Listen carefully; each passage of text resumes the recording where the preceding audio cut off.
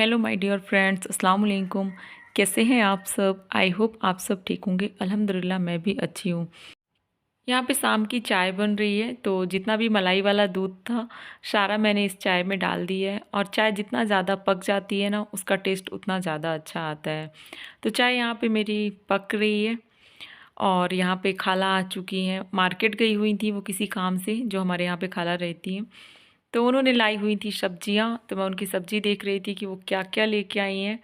तो वो बहुत ज़्यादा थक चुकी थी, खाना खा के वो सीधे मार्केट चली गई थी।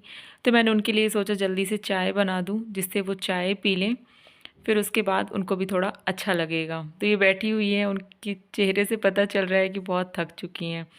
फिर मैंने यहाँ पे साबूदाना भिगोया था, क्योंकि आज इसके पकौड़े बनाने हैं। तो ये अच्छे से भीग गए हैं, तो मैंने इसमें आलू मैश कर दिए हैं, उबले हुए आलू, और प्याज और धनिया पत्ती और हरी मिर्च मैंने काट के डाल दी है। और उसके ऊपर डाला मैंने थोड़ा सा नमक, हल्दी पाउडर और मिर्ची पाउडर। और उसके बाद उसमें ऊपर से मैंने जीरा भी डाला है।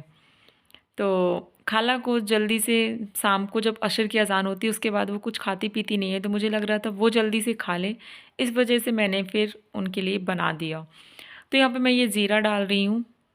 और उसके बाद थोड़ा सा मैंने होममेड मसाला डाला, और ऊपर से फिर गरम मसाला भी एक चुटकी डाल दिया। तो इन सब चीज़ों से थोड़ा टेस्ट अच्छा आता है।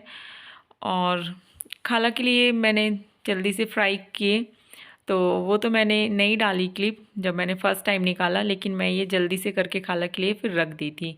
फिर शाम थोड़ा और हुई तो फिर मुझे बनानी थी सब्ज़ी, तो आज सब्ज़ी में बनी है भिंडी की सब्ज़ी। और जैसे मैं बनाती हूँ हमेशा वैसे ही मैंने बनाया। तो ये सब सब्ज़ी भी बन के रेडी हो रही है। इसकी मैंने पूरी क्लिप नहीं ली है।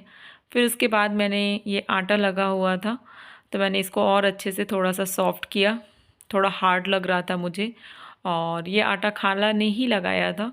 तो मुझे जब रोटियां लगानी थी बनानी थी सॉरी जब मुझे रोटियां बनानी थी, तो मुझे ये आटा थोड़ा सा हार्ड लगा, तो मैंने फिर उसे अच्छे से और भी सॉफ्ट किया। और आटा अगर थोड़ा सॉफ्ट है, अच्छे से उसमें हमने गूँथा हुआ है, तो उसकी रोटियां बहुत अच्छी बनती हैं। आटा तो वैसे मैं ही डेली लगाती हूँ, लेकिन आज खाला ने लगाया हुआ है। और यहाँ पे सबके लिए मैं बनाने लगी हूँ पकौड़े। तो इस टाइम पे बन जाएंगे तो सब लोग खा लेंगे, क्योंकि इस टाइम सब घर में हैं। और डैडी भी ऑफिस से आ चुके थे। तो ये मेरे पकौड़े फ्राई होना शुरू हो गए हैं, और आप देख सकते हैं कितने अच्छे दिख रहे हैं। तो इनका टेस्ट बहुत ज़बरदस्त होता है। तो इसे साबूदाना के बड़े बोलते हैं, लेकिन बार बार मेरे मुंह से पकौड़े निकल रहे हैं, तो वो चीज़ आप माइंड मत कीजिएगा। और धीरे धीरे से मेरे पकौड़े भी बनकर रेडी हो चुके हैं, आप देख सकते हैं। तो सबने इंजॉय किया, सबने खाया इन्हें। आपको कैसा लगा आप लोग बताइएगा। उसके बाद मैंने बाद में फिर रोटियां बनाई। तो यहाँ पे मेरी जल्दी जल्दी से रोटियां भी बनना शुरू हो गई हैं। और हमने तो पकौड़े खा लिए थे, तो मुझे तो बिल्कुल भी भूख नहीं थी। तो मैं तो अच्छे से खाई बैठ के, क्योंकि मेरा बहुत दिनों से मन हो रहा था कुछ ना कुछ पकौड़े खाने का। तो साबूदाना उस दिन मैं मंगाई थी खीर के लिए, लेकिन ऐसा हुआ कि अम्मी ने चावल की खीर बना दी। इसके पहले मैंने दिखाया है ब्लॉग में। तो मेरा मन था साबूदाना की खीर खाने का, लेकिन अम्मी ने चावल की बना दी, तो कोई बात नहीं। फिर वो रखा हुआ था, तो मैंने सोचा कि क्यों ना मैं बना लेती हूँ साबूदाना के ही पकौड़े, बड़े जो भी बोलें आप। तो वही मैंने बना लिया। और यहाँ पे रोटी भी बन चुकी है, और जो आटा बचा हुआ था उसे मैंने थोड़ा फ्रिज में रख दिया, और जो पलथन बचता है उसे मैंने उसकी जगह पे रख दिया। फिर उसके बाद मैंने किया सारा गैस वगैरह क्लीन। तो यहाँ पे हम सब कुछ इतनी टाइम रात में ही कर लेते हैं।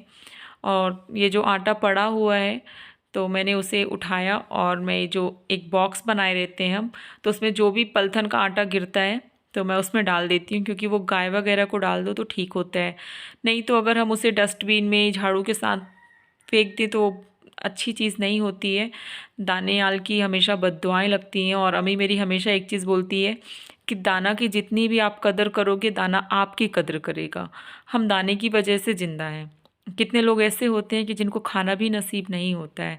तो अम्मी हमेशा ये चीज़ मेरे सामने बोलती हैं, और मेरी आदत है, अल्हम्दुलिल्लाह बहुत अच्छी आदत है, कि ये चीज़ें मेरे में हैं कि अगर मैं कहीं पे भी कोई भी दाना पड़ा है तो मैं तो उठा के भी खा लेती हूँ, उसमें कुछ भी नहीं होता, साफ़ जगह पे बस हो, हम उसको यूज़ कर सकते हैं। क्योंकि जिसको नहीं मिलता ना वो किस तरीके से खाते हैं वो सब जानते होंगे। तो अल्लाह पाक करे सबके घरों में दाना पानी हो, सबका पेट भरे, कोई भूखा ना रहे किसी के भी घर में।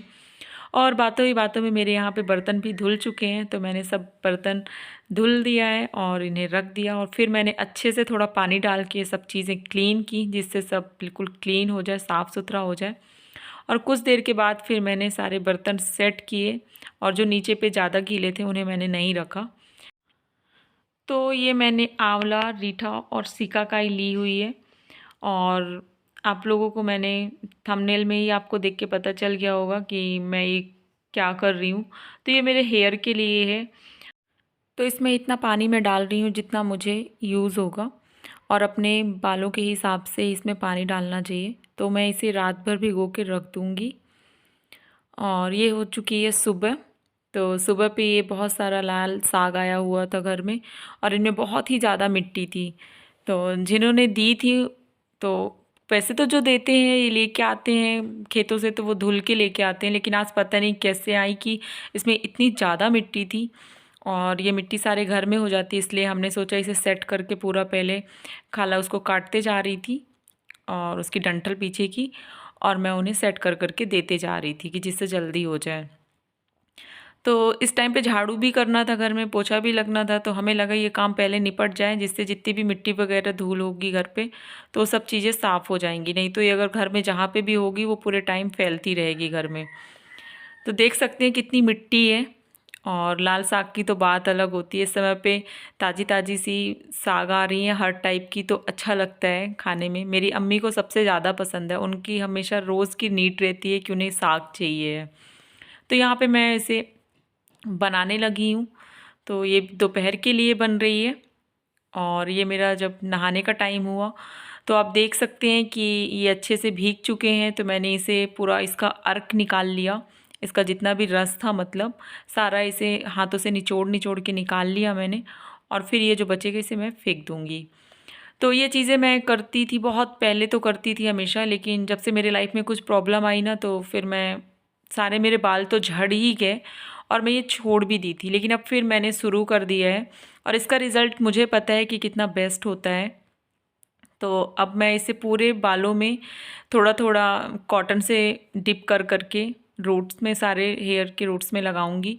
इसका पानी लगाने से एक बालों में अलग साइन आती है, और मज़बूती भी रहती है, और लेंथ तो बढ़ती ही है। तो आप में से जिसको भी ये प्रॉब्लम हो, आपकी लाइफ में भी अगर बहुत ज़्यादा टेंशन हो, तो आप भी ये चीज़ें कर सकते हैं। क्योंकि टेंशन की वजह से ही हमारे बाल सबसे ज़्यादा झड़ते हैं, और अगर हम बालों को केयर ना करें तो भी वो टूटते हैं। और मौसम में तो सबके झड़ते हैं, लेकिन मेरी जो प्रॉब्लम है वो मेरी टेंशन की वजह से हुई है मेरे बालों में। तो मेरे तो काफ़ी बाल झड़ चुके हैं, और इंशाल्लाह उम्मीद है कि वो फिर से आ जाएं। क्योंकि मुझे सबसे ज़्यादा ना अपनी बॉडी में हेयर के टूटने से दिक्कत हुई है। मेरे अंडर आई डार्क सर्कल बढ़ा है, तो मुझे इतनी प्रॉब्लम नहीं हुई जितना ये हुआ। फिर मैंने ये कॉटन के दुपट्टे से कवर कर लिया, क्योंकि इसका पानी बहुत ज़्यादा होता है चारों तरफ।